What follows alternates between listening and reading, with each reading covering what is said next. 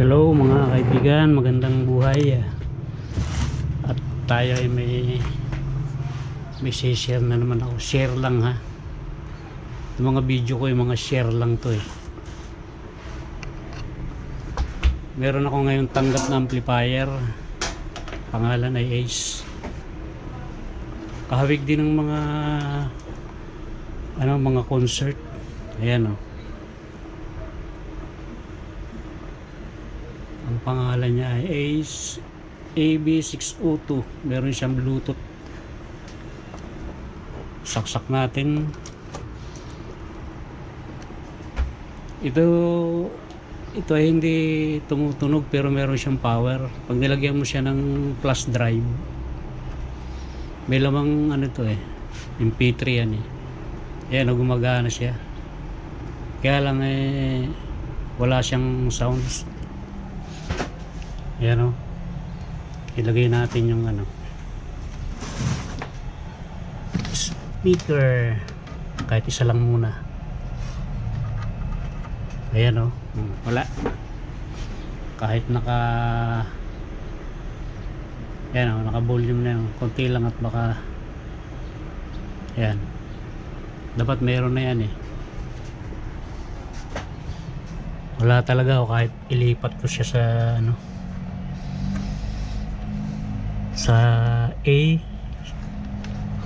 A and B, tapos left and right, wala rin no? So yun mga kaibigan, bubuksan natin patay na muna natin.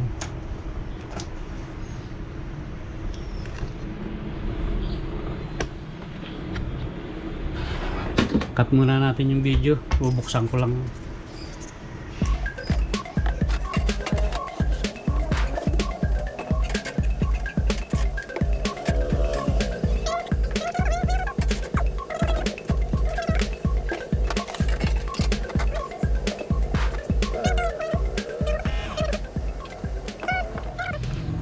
Ang ko dito, minsan ang na-encounter ko dito, kaya wala itong audio.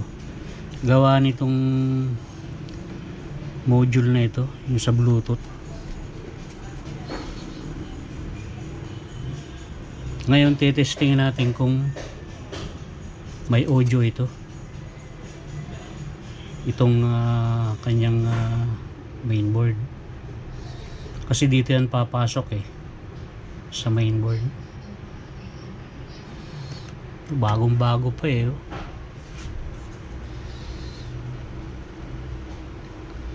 So yun, at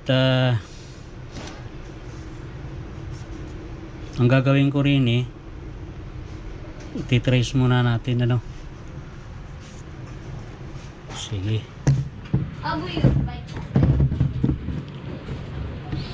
at ating ito troubleshoot hahanapin lang natin yung input nitong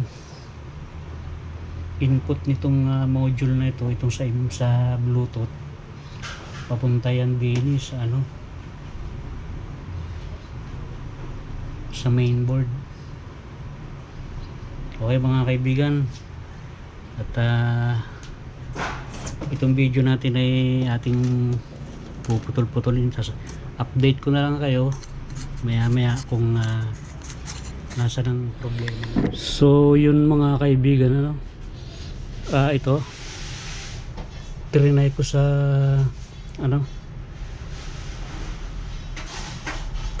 trinay ko dito sa input. Hindi ko muna ginamit ito. Ayun, at nagpi-play itong aking sinaksa ko sa cellphone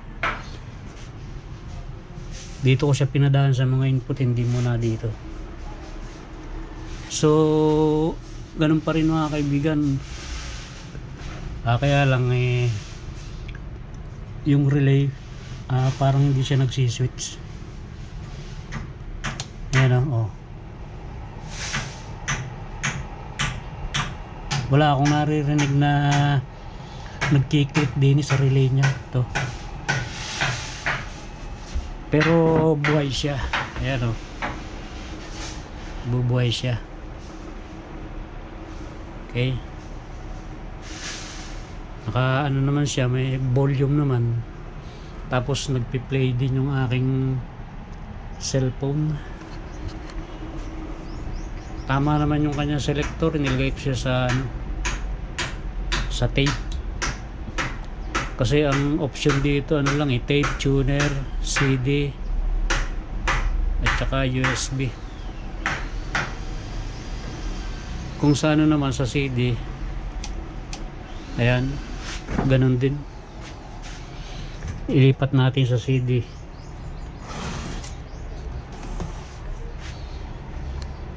Bunutin natin to. Gawin natin sa CD.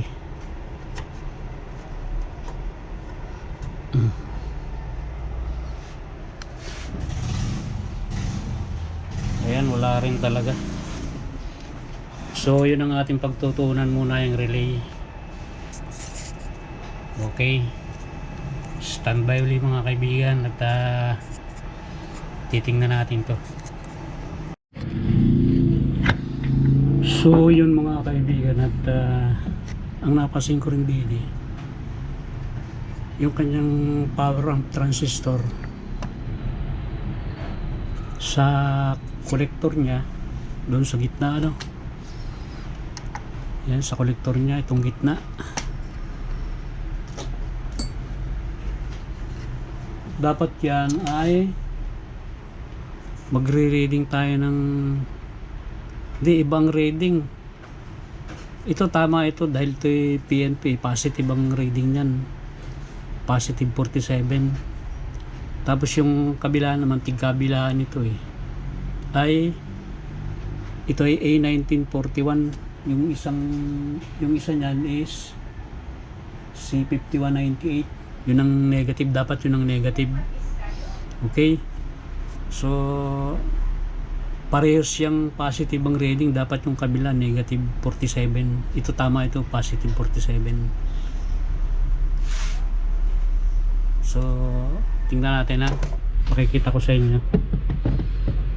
Okay, pakitingnan na lang yung tester. Nakaset yan sa DC.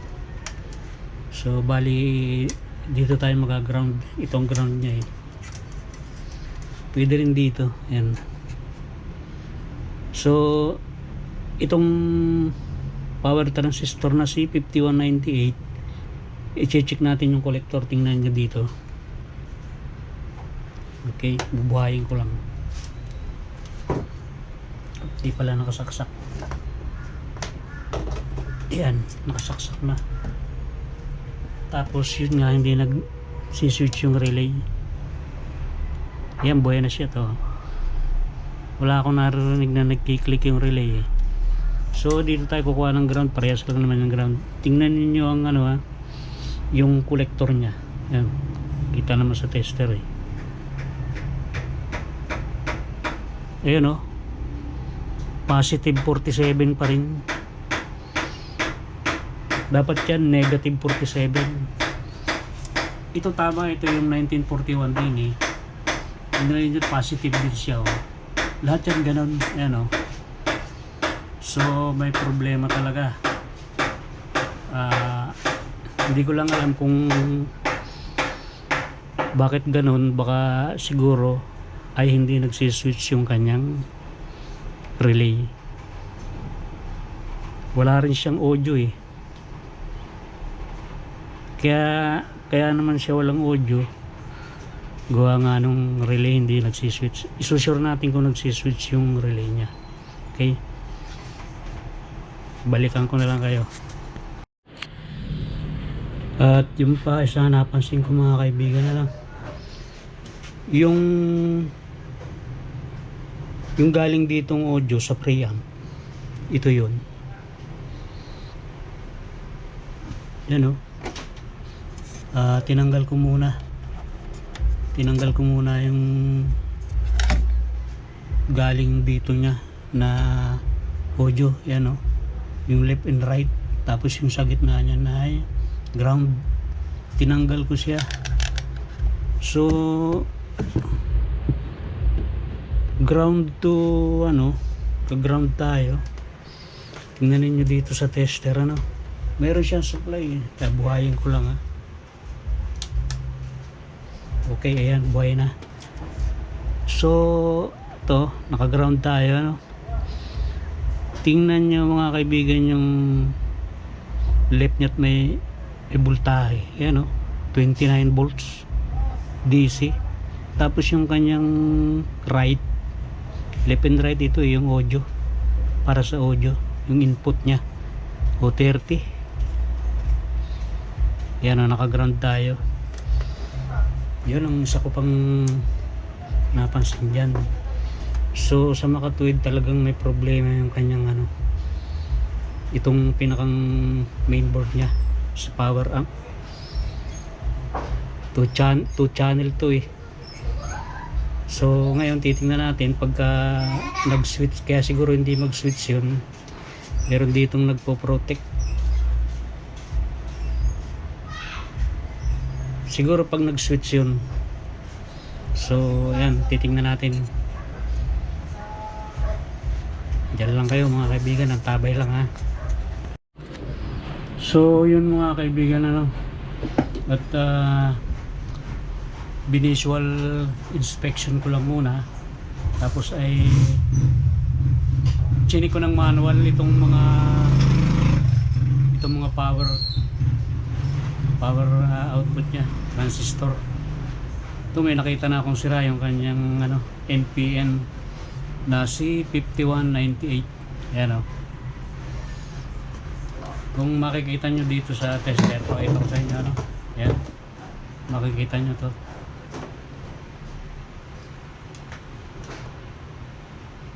So ang base nya ay basta yung gitna niya ay collector. Ayan pumapalo siya kahit saan Ayan bali apat ito itong C5198. Bali isa lang yung nasira, pero i-check ko pa rin siya, baka meron ng mga leak. Tsaka itong kanyang PNP na 1941, ito atin ding ima-manual check yan. Ayan itong 1941.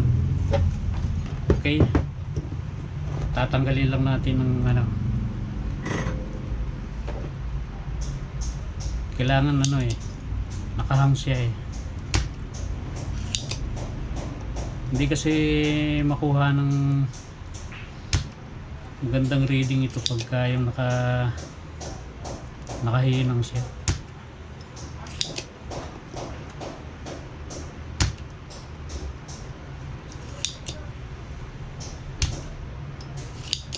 So yun lang mga kaibigan, at antabay lang kayo dyan, i-update ko na lang kayo. Yan mga kaibigan, ito yung sa NPN, yung sa sira din dito sa kanyang PNP may sira din ito. Ito yung sa PNP nya, ito yung NPN.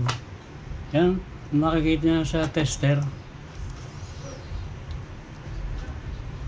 Ang positive nya ay ito. Ito, nasa kanan. Tingnan niyo na lang yung test prod. Dito okay siya, yan. Dapat yung emitter collector nya hindi siya papalo pag binaliktad nyo, kahit baliktaran.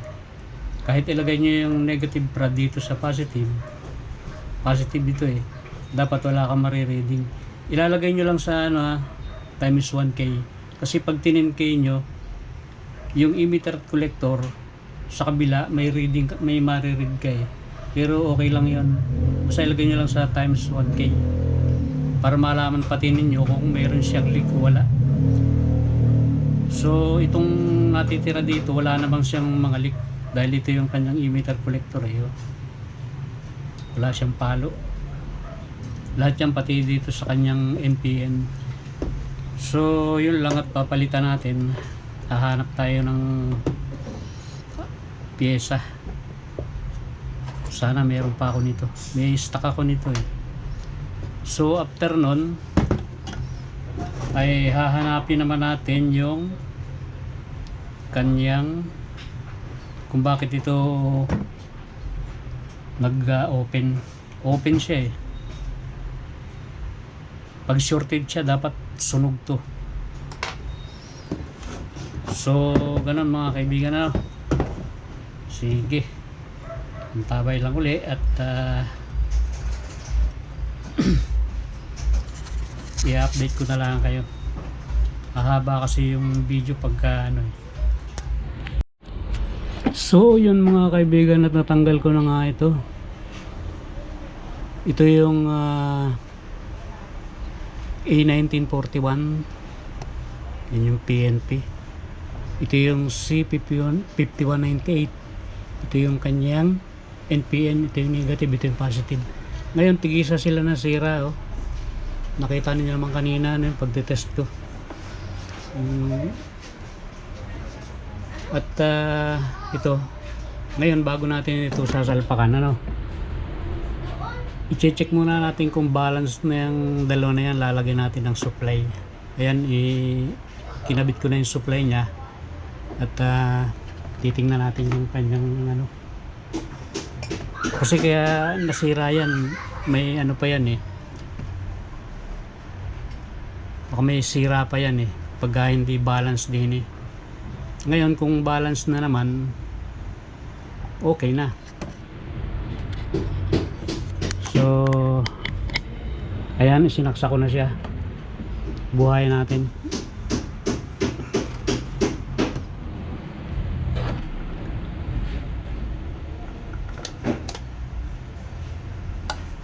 Yun, kung narinig nyo mga kaibigan, nag-switch na yung kanyang relay.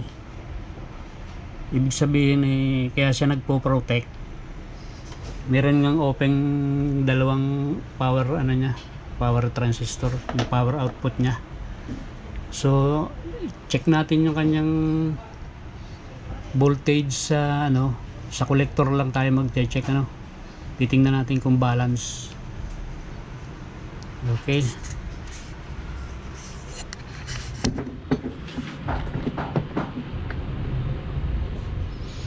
Muna natin to.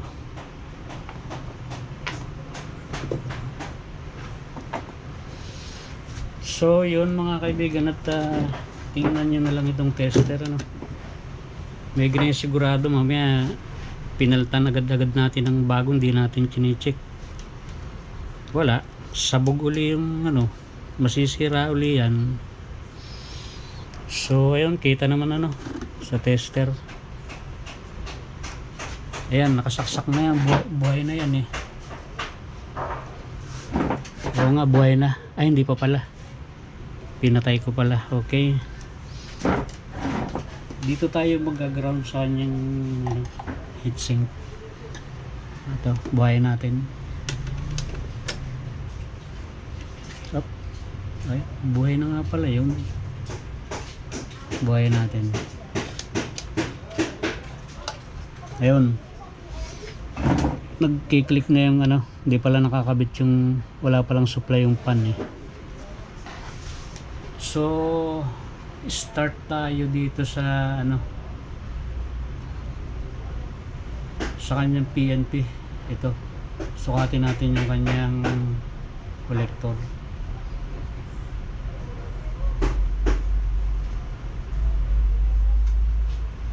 Zero point 0.002.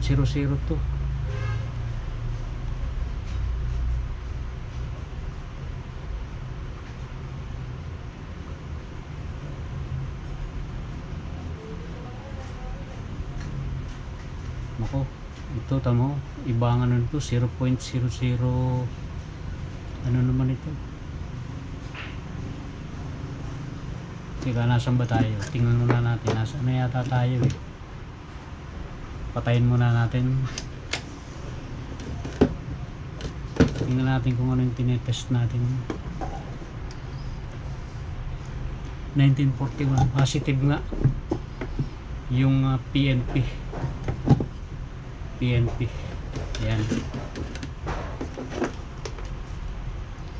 switch ulit natin. Yung lakas ng lagitik ng relay, ground ulit tayo. So kung makikita nyo mga kaibigan, no, yung voltage dito sa kanyang mga collector is hindi pare-parehas. Yan, kagaya no, 0.023 volts. Sa kabila 0.017. Samantalang dito sa kabila, ayan, tasos 0.024, 25, 26. Dito sa isa 0.40, 38, 0.017, 23 paggalaw-galaw. So tingnan naman natin dito sa kabila sa negative nya, itong isa, ayan 0.7,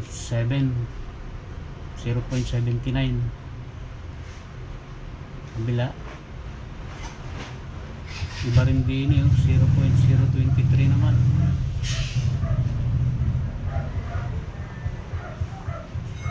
Iba rin dito 2.3.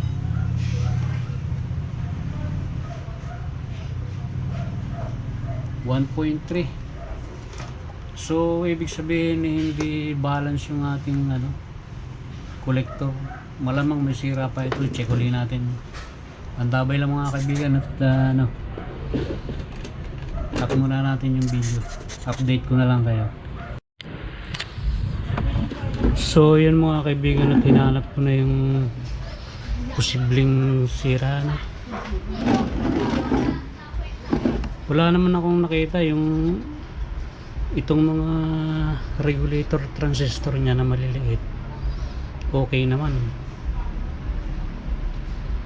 Pagdating naman dito sa input galing sa supply, okay naman ito dahil ito supply lang naman ito ng ito mga 5 volts ito 7808. Yung transistor na 7808. Supply lang naman yan ito ng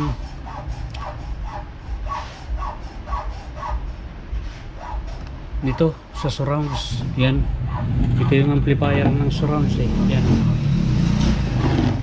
dalawa yan sa surrounds yan, at saka dito rin kumukuha siya ng supply sa pan. Ayan, may 5 volts supply din ito ng dito rin ang gagaling yung supply ng sa module. So okay naman siya, wala naman problema. Ang napansin ko lang dyan is di ba nag voltage checking tayo dito para sa kanyang power transistor, at magre-reading siya ng hindi mo maintindihan yung reading pabago-bago. So ngayon, kanina tinest ko nitong analog, nakalagay siya sa 50 volts. Tinitingnan ko kung meron siyang output. Wala, halos lahat wala, pero naka-ground ako. Kahit nag-ground na ako dun sa kanyang capacitor malaki, kasi yan lang naman ang magsusupply dyan Okay naman ang supply nya. Ang naisip ko, kasi wala nga akong ma-reading din na naka 50 volts wala akong ma-read na voltage. Pero dito ang naisip ko mga kaibigan, kasi minsan itong digital sensitive to kahit ilagay mo siya sa minsan naka DC, pag hinawakan mo yung test prod nya, minsan nagre-reading hindi ko malaman kung sira na itong ko. Ayan hinahawakan ko lang may reading siya talagang. Tayo kasi mayroong discharge na electricity ang katawan natin pero iba yung sa analog kasi kaysa dito sa digital. So yun nga, nung tinest ko wala akong ma-reading, pero doon sa capacitor nya may na-reading akong 47 volts. So ang gagawin ko ngayon din ay papalitan ko na itong nasirang ito. Papalitan ko na yan. Okay naman yung kanyang relay kung naririnig ninyo kanina nung binubuhay ko, nag-aano siya eh, nagsiswitch. Yun lang paliwanag ko mga kaibigan, at nagkamali tayo ng ano din kanina. So hahanap muna ako nung pyesa na yun, update ko na lang kayo pagka naikabit ko na at ano, at kakabit natin mamaya. Okay, hahanap muna ako kung meron. Antabay lang. So yun mga kaibigan, at wala pala akong pyesa, nag-order muna ako at pumarito na yung may-ari at hiningan ko lang ng pambili ng pyesa at wala akong pambayad eh. Wala na pala ako nung ano, output nito, yung power transistor, kaya nag-order na lang ako. So yun mga kaibigan, at update ko na lang kayo pag dumating na yung pyesa. Pansamantala isasara ko muna ito at may gagawin tayong ano naman, TV. Gagawin nating TV ito, Sharp Acos, walang power. So dito naman tayo sa ginagawang amplifier mga kaibigan. Ito, dumating na yung order ko at ibabalik na natin.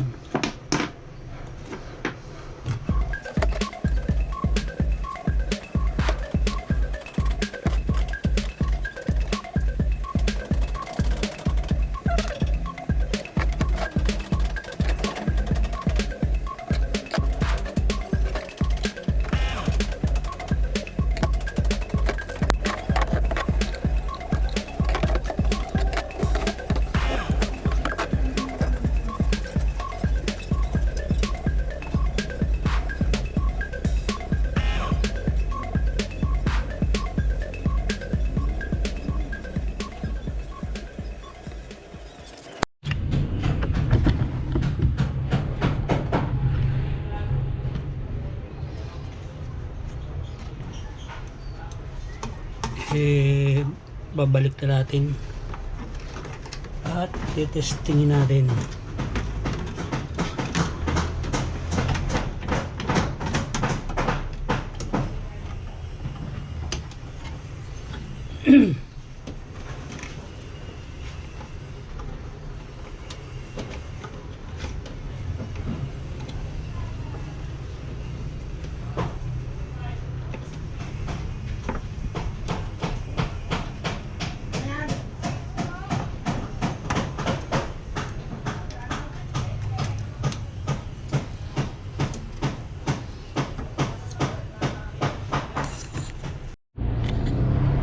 So yun ang mga kaibigan, ano, at ito nakasaksak na yan, buhay na siya.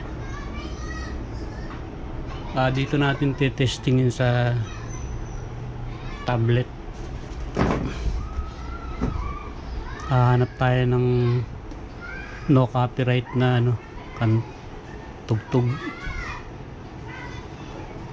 para marinig nyo na okay na siya. Okay na siya. Oh, di pala naka ano to. Ano ba yun? Sa CD ba? Tape. Ayan na.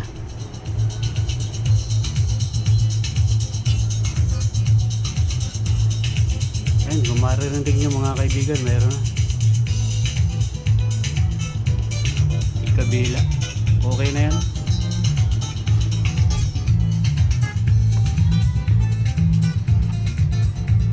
Tingnan natin dito sa kabila.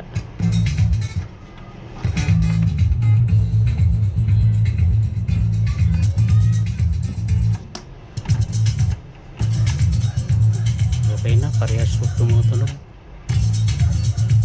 Maganda pa to, bago pa eh.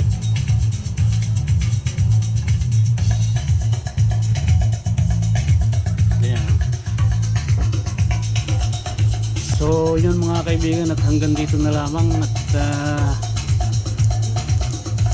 maraming salamat sa mga panonood nyo. Sana may natutunan kayo.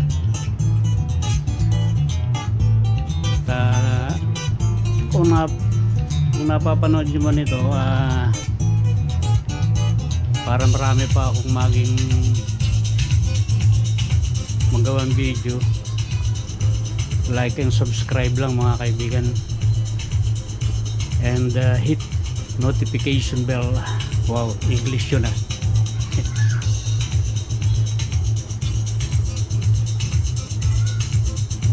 Okay,